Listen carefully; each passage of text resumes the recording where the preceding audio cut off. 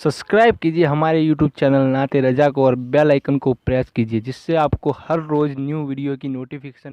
मेरे आका अलैहिस्सलाम के दीवानों, अगर हुस्न की बुनियाद पर किसी से मोहब्बत करनी चाहिए, किसी से इश्क करना चाहिए, तो सबसे ज्यादा हुस्न अल्लाह ने जिसको दिया है वो मेरे और आपके आका मुस्तफ़ा जाने रहमत की ज़ात है। सहाबा कहते हैं अगर अल्लाह बिल फर्ज अपने महबूब पर कुरान नाजिल ना भी करता तो मुस्तफ़ा जाने रहमत का चेहरा इतना खूबसूरत अल्लाह ने बनाया था कि जो चेहरा देखता वो चेहरा देख कर ही मुसलमान हो जाता। बल्कि यहाँ पर मुझे एक बात याद आती है जो मैं अक्सर हुजूर का हुस्न बयान करते हुए कहता हूँ, इख्तिसार से कहता हूँ इसलिए कि मैंने बहुत पहले कहीं बयान किया है, लेकिन यह इख्तिसार से कहता हूँ। एक दिन उम्मुल मोमिनीन हज़रत आयशा सिद्दीक़ा ने पूछा कि या रसूल अल्लाह, आप ज्यादा खूबसूरत हैं या हजरत यूसुफ ज्यादा खूबसूरत थे? गौर करें आप, सवाल करने वाली हमारी अम्मा जान पर भी अल्लाह रहमतों का नुज़ूल फरमाए। क्या सवाल किया, आप ज्यादा खूबसूरत हैं या हजरत यूसुफ? जवाब क्या था? क्या था जवाब? सीधा सा जवाब था, मैं ज्यादा खूबसूरत हूं। लेकिन हुजूर की एक खास बात है, हुजूर ने अपनी जिंदगी में मैं नहीं कहा, इसलिए कि हुजूर अलैहिस्सलाम को मैं कहना पसंद नहीं था। और याद रखना, जब तक इंसान के अंदर मैं है उस वक्त तक इंसान चाहे तहज्जुद पढ़े, चाहे कुरान पढ़े, चाहे रोजे रखे, अल्लाह तक पहुंच नहीं सकता। जब तक इंसान अपनी मैं को खत्म न करे उस वक्त तक कि वो अल्लाह तक नहीं पहुंच सकता।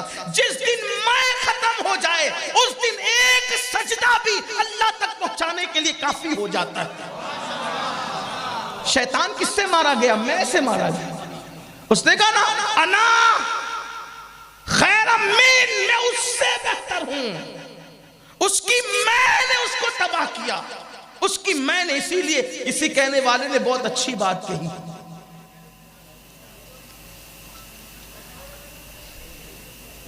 बकरी कहे मैं तो छुरी के नीचे आए। बकरी कहे मैं, आवाज उसकी क्या है ना, मैं कहती है ना।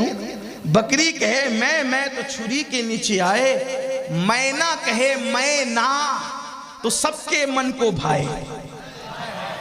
मैना कहे मैं ना सबके मन को भाए, और बकरी कहे मैं तो छुरी के नीचे आए। ये मैं खत्म हो। आज इंसान सोचता है मैं बेहतर हूं, मैं बेहतर हूं। ये मैं की क्या झगड़ा हो रहा है? मैं कुछ नहीं। हुजूर अलैहिस्सलातु व तस्लीम से आप ज्यादा खूबसूरत हैं या हजरत यूसुफ? जवाब सुने, जवाब भी दिया और मैं से भी बचे। आका ने इरशाद फरमाया, आयशा मेरे हुस्न में नमक है। जवाब देखें, मेरे हुस्न में नमक है। तवज्जो आपकी, मेरे हुस्न में नमक है। नमक का मतलब क्या? अब उसके दो चीजें बयान की जाती है, तशरीह दो है उसकी। एक तशरीह तो ये है, एक तशरीह तो उसकी ये है, मिसाल के तौर पे आपने हम लोगों को कभी दावत दी, उलमा को दी, मशाइख को दी, सादात को दी, प्रोफेसर्स, इंजीनियर्स, डॉक्टर्स, आपने बड़े बड़े इज्जतदार लोगों को बुलाया और दिल में ख्याल किया आज मैंने खाना ऐसा बनाना है कि ऐसा खाना इन लोगों ने कभी ना खाया हो।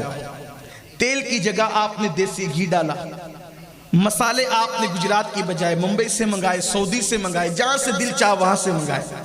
बावर्ची आपने एक की बजाय 101 बुला लिए कि सबके मशवरे से कीमती खाना बनना है, और इतना लजीज कि कभी किसी ने नहीं खाया।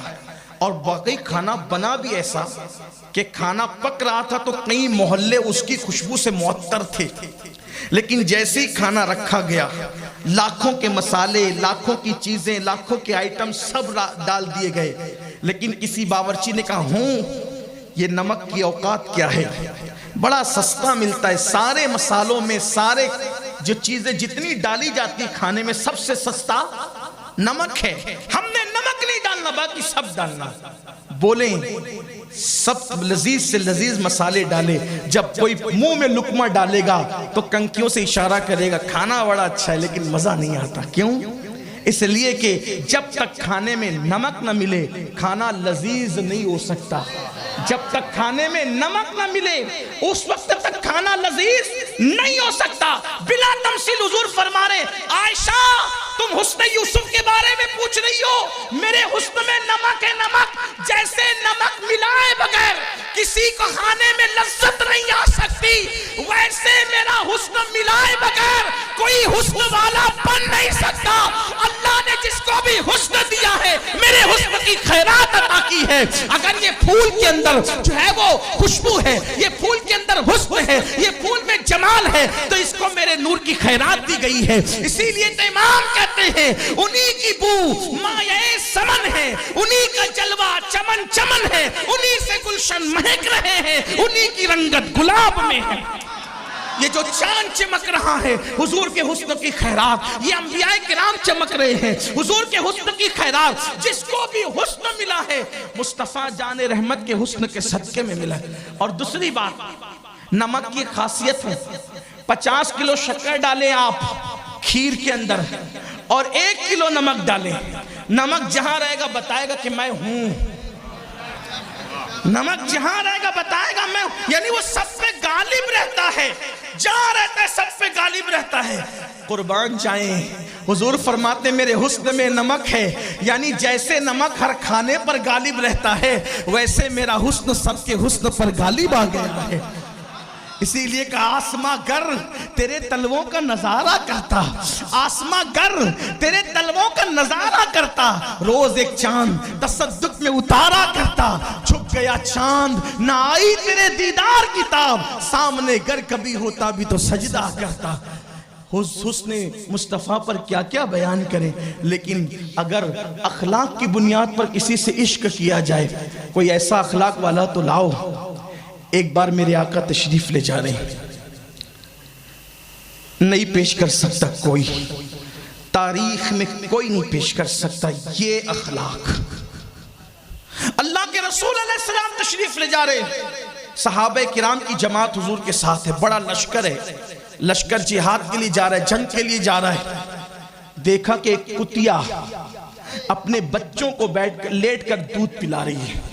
عام طور پہ کتیا جب بچوں کو دودھ پلاتی ہے تو کبھی غور کرنا وہ پورا پھیل جاتی ہے زمین پر, کیونکہ اس کے کئی ایک بچے ہوتے ہیں, پھیلے بغیر وہ بچوں کو دودھ نہیں پلا سکتی کیونکہ اس کے بچے 3 4 5 6 اس طرح ہوتے ہیں. تو کتیا زمین پر لیٹ کر اپنے بچوں کو دودھ پلا رہی ہے. میرے آقا علیہ السلام نے کتیا کو دودھ پلاتے دیکھا, صحابہ سے فرمایا راستہ بدل دو, اس لیے کہ اس راستے سے گزرو گے تو تمہارے پیروں کی دھمک کی وجہ سے یہ کتیا اٹھ کر کے بھاگ جائے گی, بچوں کے منہ سے دودھ چھوٹ جائے گا, اس لیے ہمیں راستہ بدلنا تو گوارا ہے لیکن کتیا کے بچوں کے منہ سے ان کا دودھ چھڑوانا ہمیں گوارا نہیں ہے. اور پھر صحابہ کو وہاں کھڑا کر دیا گیا یہ کہتے ہوئے کہ اللہ کے رسول کا حکم ہے یہ کتیا ڈر کر بھاگ نہ جائے, اس لیے تم راستہ بدل کر کے جاؤ تاکہ کتیا کے بچے وہاں اطمینان سے دودھ پی سکیں. میں چیلنج کرتا ہوں پوری دنیا کے انسانوں کو, کوئی ایسا اخلاق والا لا کر تو بتاؤ جو کتوں کے بچوں تک کا خیال کرتا ہو, جو اپنے ہزاروں صحابہ کا راستہ تبدیل کروا دے لیکن کتے کو اٹھنے نہ دے بلکہ کتیا کے بچوں کے منہ سے دودھ چھوٹنے نہ دے. کوئی ہے ایسا اخلاق والا؟ اگر اخلاق کی بنیاد پر کسی سے پیار کیا جا سکتا ہے تو ہمارے آقا کے سوا اور کون ہو سکتا ہے؟ اور سنو, اگر علم کی بنیاد پر کسی سے پیار کرنا یا عشق کرنے کا آپ ضابطہ بناتے ہیں تو مجھے بتاؤ, اللہ اکبر, جو ڈائریکٹ اللہ کا شاگرد ہو علم کے معاملے میں, جس کے بارے میں قرآن کہتا ہے الرحمن علم القرآن, رحمان نے قرآن سکھایا, انسانیت کی محمد عربی صلی اللہ علیہ وآلہ وسلم کو, حتیٰ کہ یہاں تک فرمایا فرمایا وَعَلَّمَكَ مَا لَمْ تَكُنْ تَعْلَمْ وَكَانَ فَضْلُ اللَّهِ عَلَيْكَ عَظِيمًا۔ اے محبوب آپ جو کچھ نہیں جانتے تھے وہ سب کچھ ہم نے آپ کو سکھا دیا۔ کتنا سکھایا، کتنا سکھایا؟ ایک شخص نے اٹھ کر کے پوچھا کہ یا رسول اللہ میں کس کا بیٹا ہوں؟ واللہ یہ بھی چیلنج ہے، بڑے سے بڑا مفتی، بڑے سے بڑا فقیہ، بڑے سے بڑا محدث کسی کے بارے میں نہیں بتا سکتا کہ کون کس کا بیٹا ہے، لیکن یہ میرے نبی سے پوچھا گیا میں کس کا بیٹا ہوں؟ حضور نے ان کے نام، ان کے باپ کا نام بتایا، اور جس کو باپ کہتے تھے انہی کا نام بتایا۔ تو وہ اپنی ماں سے جا کر کہنے لگے امی آج میں نے پوچھا حضور سے کہ میں بیٹا کس کا ہوں، تو حضور نے نام بتایا۔ سرکار کی علیہ السلام کی یہ بات سننے کے بعد ان کی ماں نے کہا تیری ناک خاک آلود ہو، وہ تو اللہ کا شکر ہے کہ میں پاک دامن تھی، آج رسوا ہونے سے بچ گئی، اس لیے کہ عرب کی عورتوں کا حال تو بڑا عجیب تھا، اگر میں نے کسی سے منہ کالا ہوا کیا ہوتا تو آج تو مجھے رسوا ہی کر دیتا۔ آپ اندازہ فرمائے میرے آقا صلی اللہ علیہ وسلم، اور ایک مرتبہ ایک کے بارے میں کہہ دیا کہ یہ جس کو باپ کہتا اس کا بیٹا نہیں ہے، کہہ دیا ایک مرتبہ ایک کے بارے میں۔ وہ دوڑا دوڑا گیا، حالانکہ وہ مسلمان نہیں تھا، اس کے بارے میں کہا جس کو باپ کہتا اس کا بیٹا نہیں ہے یہ۔ وہ دوڑا دوڑا گیا، ماں کو چت لٹا دیا، اس کے سینے پہ بیٹھا اور تلوار نکال کر کے کہا بول سچ، کیونکہ میں محبت پر ایمان تو اس نے کہا کہ نہیں لایا، لیکن میں نے دیکھا ہے کہ وہ جو بھی بات کہتے ہیں سچ کہتے ہیں، اور آج کہہ دیا کہ وہ اپنے باپ کا بیٹا نہیں، تو اب بتا سچائی کیا ہے؟ اس کی ماں نے کہا کم بخت، اگر اپنے باپ کا ہوتا تو ماں کے ساتھ یہ سلوک کیوں کرتا؟ دراصل تیرا باپ نامرد تھا اور دولت مند تھا، تو میں نے سوچا کہ کہیں اس کے مرنے کے بعد دولت غیروں کے ہاتھ نہ چلی جائے، تو میں نے کسی چرواہے کے ساتھ منہ کالا کیا جس سے تو پیدا ہوا ہے، اور اسی کی خبر مصطفیٰ جان رحمت صلی اللہ علیہ وآلہ وسلم نے دی ہے۔ تو کس کے شکم میں کس کا بچہ ہے یہ بھی حضور جانتے ہیں، شکم کے اندر لڑکا یا لڑکی یہ بھی حضور جانتے ہیں، شکم کے اندر نیک ہے یا بدکار ہے یہ بھی حضور جانتے ہیں، شکم کا تو علم رکھتے ہی ہے، قبر کے اندر عذاب ہو رہا ہے یا ثواب دیا جا رہا ہے اس کی خبر بھی مصطفیٰ جان رحمت عطا فرماتے ہیں۔ اللہ اکبر۔ تو علم کی بنیاد پر اگر کسی سے عشق کیا جائے، ان سے بڑا عالم کون، ان سے بڑا خلق عظیم والا کون، ان سے بڑا حسن والا کون؟ اور اگر بات اقتدار کی ہے، اقتدار کی، کوئی ایک گھر کا حاکم، کوئی ایک شہر کا حاکم، کوئی ایک ملک کا حاکم، مصطفیٰ جان رحمت فرماتے ہیں میرے دو وزیر ہیں زمین پر اور میرے دو وزیر آسمانوں پر۔ جو وزیر زمین پر ہے وہ ایک ابو بکر ہے اور ایک عمر ہے، اور جو آسمانوں پر وزیر ہے ایک جبریل اور ایک میکائیل ہے۔ آپ مجھے بتائیں، حضور بتا رہے کیونکہ بادشاہ کی سلطنت جہاں تک ہوتی ہے اس کے وزیر وہاں وہاں کام کرتے ہیں، تو زمین پر تو حضور کی سلطنت ہے، اس لیے ابو بکر عمر ان کے وزیر ہوئے، اور حضور کی سلطنت آسمانوں پر بھی ہے، اس لیے اللہ اکبر جبریل اور میکائیل ان کے وزیر ہوئے۔ تو حضور کی سلطنت صرف زمین پر نہیں بلکہ آسمانوں پر بھی ہے۔ تو اگر اقتدار کی بنیاد پر کسی سے پیار کرنا چاہیے یا پیار کیا جا سکتا ہے تو میرے آقا علیہ الصلوۃ والتسلیم کی ذات یہ بہت زیادہ مستحق ہے کہ ان سے پیار کیا جائے۔ اگر مالداری کی وجہ سے کسی سے پیار کیا جائے کہ مالداروں سے پیار کرو تو اللہ اکبر، ان سے بڑا مالدار کون ہوگا کہ پیٹ پر پتھر باندھتے ہیں اور پوری کائنات ان کے دسترخوان سے کھاتی ہے۔ آسماں خان، زمین خان، زمانہ مہمان، صاحب خانہ، لقب کس کا ہے تیرا تیرا، بلکہ اللہ اکبر میرے آقا صرف دنیا کی زمین کے ٹکڑے کے مالک نہیں ہے، اللہ نے تو انہیں جنت کا بھی مالک بنایا ہے۔ اتنے مالدار تھے کہ اگر کوئی فقیر بھیک مانگنے آتا تو جنگل بھر بھر کے بکریاں بھی دے دیتے تھے۔ ایک دیہاتی آیا اور آنے کے بعد کہا اے محمد عربی صلی اللہ علیہ وآلہ وسلم، آپ سب کو عطا کرتے ہیں، ذرا مجھے بھی دیجئے۔ تو آقا نے فرمایا یہ دو پہاڑوں کے بیچ میں جو جنگل بھر کے بکریاں ہیں، کیا یہ سب بکریاں میں تجھے عطا کرتا ہوں؟ جب وہ بکریاں ہانک کر لے گیا تو اس نے کہا لوگو محمد عربی کا کلمہ پڑھ کے مسلمان ہو جاؤ، کیونکہ جو مسلمان ہو جاتا ہے وہ اس کو مالا مال فرما دیتے ہیں۔ اللہ اکبر۔ آقا فرماتے ہیں اگر میں چاہوں تو یہ دونوں پہاڑ میرے ساتھ سونے اور چاندی کے بن کر کے ساتھ ساتھ چلے. اللہ اللہ, اگر مال کی بنیاد پر کوئی محبت کرنا چاہے تو محبت کا حال یہ, اور اگر نسب کی بنیاد پر کسی سے محبت اور عشق کیا جائے تو ان سے اعلیٰ نسب کس کا ہے. میرے آقا فرماتے ہیں صلی اللہ علیہ وآلہ وسلم, ہر زمانے میں اللہ نے چنے ہوئے بندوں کو جب اللہ نے سلیکٹ کیا تو ان میں میرے آبا و اجداد کو ان کا سلیکشن کیا, ان کو چنا. حتیٰ کہ اللہ نے پھر قریش کو چنا, قریش میں بنو ہاشم کو چنا, بنو ہاشم میں اللہ تعالیٰ نے عبد المطلب کو چنا.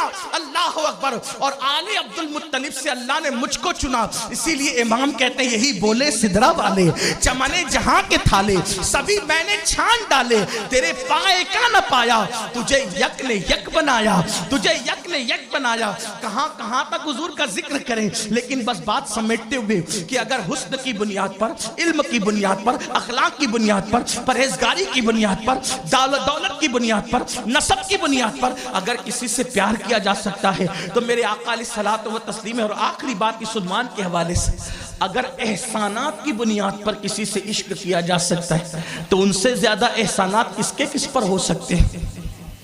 پیدا ہوئے ان کے صدقے, دنیا میں آئے ان کے صدقے, نعمتیں ملی ان کے صدقے, ایمان ملا ان کے صدقے, قرآن ملا ان کے صدقے, قبر میں نجات ملے گی ان کے صدقے, میدان محشر میں نجات ملے گی ان کے صدقے, اور مومنین جنت میں جائیں گے ان کی شفاعت کے صدقے جنت میں جائیں گے.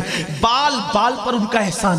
ایک ماں اپنے بچے پر جتنا احسان نہیں کر سکتی اس سے زیادہ احسانات مصطفیٰ جان رحمت کے ہے. ماں اولاد سے کتنا ہی پیار کر لے لیکن ماں پوری رات اولاد کے لیے کبھی دعا نہیں کرتی, مگر قربان جائیں ام المومنین حضرت عائشہ صدیقہ فرماتی ہے کہ حضور علیہ السلام اپنی امت کے لیے پوری رات دعا کیا کرتے تھے, حتیٰ کہ پیروں پہ ورم آ جاتے, مجھے ایسا لگتا کہ کئی پیر پھٹ کے خون نہ نکلنے لگے. تو میں کہتی یا رسول اللہ بس بھی کیجئے, آپ کا رب آپ کی امت کو بخش دے گا. تو آقا فرماتے عائشہ کیا میں اپنے اللہ کا شکر گزار بندہ نہ بنوں؟